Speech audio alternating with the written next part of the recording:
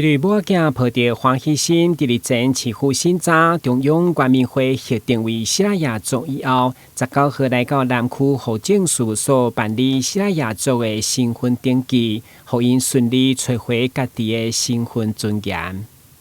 就是有歸屬地的那種感覺，然後再得知就是有那個身份之後，就是想要來辦這樣。西拉雅族在今年7月30號行政院正式核定為法定原住民族以後，台南市政府的受理西拉雅族成員名冊申請，需要加速審查，並展現跨機關合作的行政效率，嘛讓這對母仔囝成為全國第一位登記的西拉雅族人。市長吳偉剔嘛專程到場見證。台南市的動作應該是最快的，率先完成西拉雅族的平埔原住民的登記。那今天有2位母女分別是成為全國第1位跟第2位